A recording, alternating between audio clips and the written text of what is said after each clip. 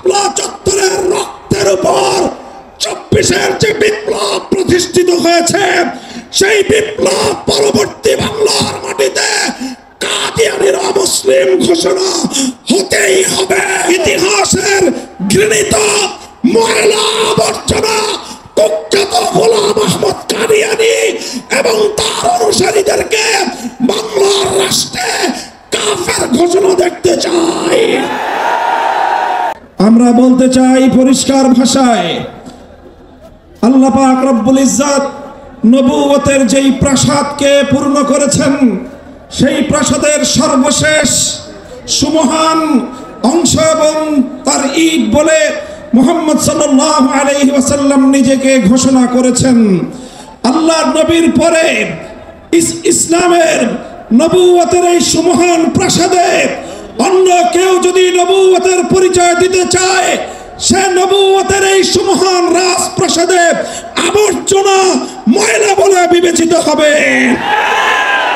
ইতিহাসের ঘৃণিত ময়লা আবর্জনা কুখ্যাত গোলাম আহমদ কাদিয়ানী এবং তার অনুসারীদেরকে বাংলার রাষ্ট্রে কাফের ঘোষণা দেখতে চাই।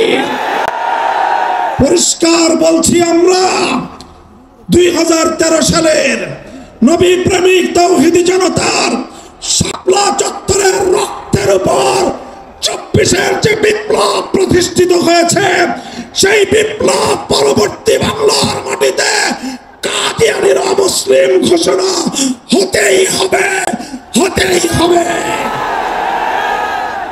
সরকারগুলোকে বলতে চাই, আমাদের পূর্বপুরুষ খতিব ওবায়দুল হক, শাইখুল হাদিস আল্লামা আজিজুল হক, সৈয়দ ফজলুল করিম পীর সাহেব চরমনাই, মুফতি ফজলুল হক আমিনী থেকে আল্লামা আহমদ শফি রহমতুল্লাহ আলাই, জুনায়েদ বাবু নগরী, সকলেই কাদিয়ানীদের খতমে নবুয়ত, এই কাদিয়ানীদের অমুসলিম রাষ্ট্রীয় ঘোষণা শুনে যেতে চেয়েছেন, দেখে যেতে চেয়েছেন। দুঃখ এবং পরিতাপের বিষয়, বাংলাদেশের সরকারগুলো এই কথা রক্ষা করতে পারে নাই। আমাদের আমির হেফাজত আল্লামা মুহিবুল্লাহ বাবু নগরী হায়াতে আছেন, তার নেতৃত্বে পীর সাহেব মধুপুর যেটা তুলেছেন, এবার কাদিয়ানীদের অমুসলিম ঘোষণা দাবি আদায় করার জন্য যদি প্রয়োজন হয় আবার ৫ই মের মতো ঢাকা অবরোধ করতে হবে।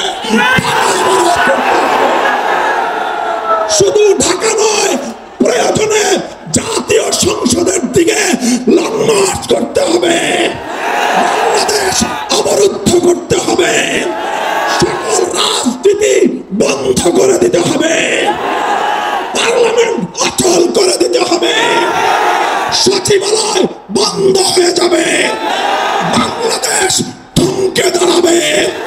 কাদিয়ানীদের অমুসলিম ঘোষণার দাবি আদায় করতে হবে। রক্ত দিতে হলে রক্ত দিতে হবে। জীবন দেওয়ার জন্য, খতমে নবুয়তের দাবি আদায়ের জন্য মাথায় কাফনের কাপড় বেঁধে শহীদ ঈদগাহে যেতে কারা প্রস্তুত? কারা প্রস্তুত? ইনশাআল্লাহ এ দাবি আদায় হবে।